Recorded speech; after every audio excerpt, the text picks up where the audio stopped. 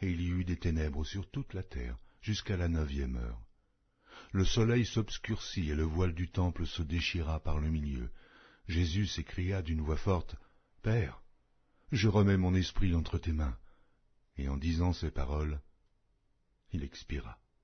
Le centenier, voyant ce qui était arrivé, glorifia Dieu et dit, « Certainement, cet homme était juste. » Et tous ceux qui assistaient en foule à ce spectacle, après avoir vu ce qui était arrivé, s'en retournèrent, se frappant la poitrine.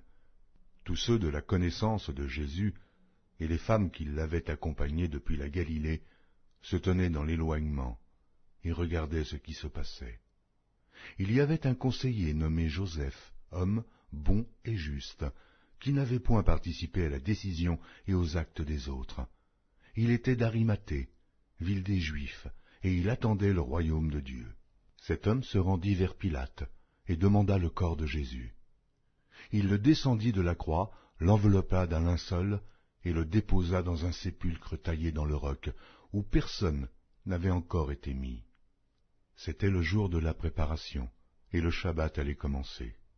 Les femmes qui étaient venues de la Galilée avec Jésus accompagnèrent Joseph, virent le sépulcre et la manière dont le corps de Jésus y fut déposé, et, s'en étant retournées, elles préparèrent des aromates et des parfums, puis elles se reposèrent, le jour du Shabbat, selon la loi.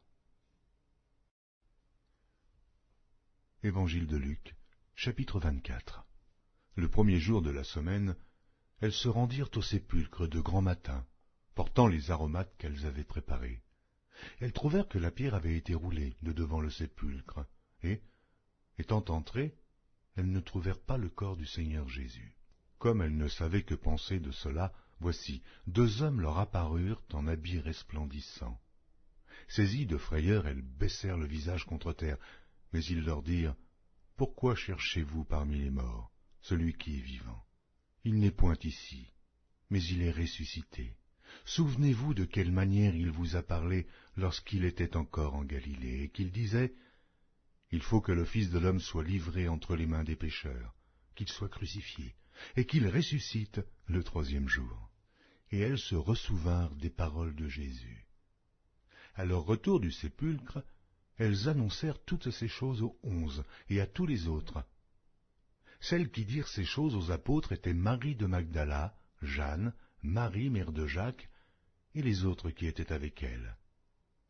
Ils tinrent ces discours pour des rêveries, et ils ne crurent pas ces femmes. Mais Pierre se leva et courut au sépulcre. S'étant baissé, il ne vit que les linges qui étaient à terre. Puis il s'en alla chez lui dans l'étonnement de ce qui était arrivé. Et voici, ce même jour, 2 disciples allaient à un village nommé Emmaüs, éloigné de Jérusalem de 60 stades, et ils s'entretenaient de tout ce qui s'était passé. Pendant qu'ils parlaient et discutaient, Jésus s'approcha et fit route avec eux. Mais leurs yeux étaient empêchés de le reconnaître. Il leur dit, « De quoi vous entretenez-vous en marchant, pour que vous soyez tout tristes ?»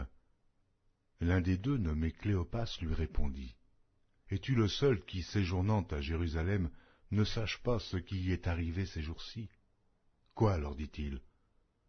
Et ils lui répondirent, « Ce qui est arrivé au sujet de Jésus de Nazareth, qui était un prophète puissant en œuvre et en parole, devant Dieu et devant tout le peuple, et comment les principaux sacrificateurs et nos magistrats l'ont livré pour le faire condamner à mort, et l'ont crucifié. Nous espérions que ce serait lui qui délivrerait Israël. Mais avec tout cela, voici le 3e jour que ces choses se sont passées. Il est vrai que quelques femmes d'entre nous ont fort étonnés, s'étant rendues de grand matin au sépulcre, et n'ayant pas trouvé son corps. Elles sont venues dire que des anges leur sont apparus, et ont annoncé qu'il est vivant. Quelques-uns de ceux qui étaient avec nous sont allés au sépulcre, et ils ont trouvé les choses comme les femmes l'avaient dit. Mais lui, ils ne l'ont point vu. Alors Jésus leur dit, « Ô homme sans intelligence, et dont le cœur est lent à croire tout ce qu'ont dit les prophètes. Ne fallait-il pas que le Christ souffrît ces choses, et qu'il entrât dans sa gloire ?» Et, commençant par Moïse et par tous les prophètes, il leur expliqua dans toutes les Écritures ce qui le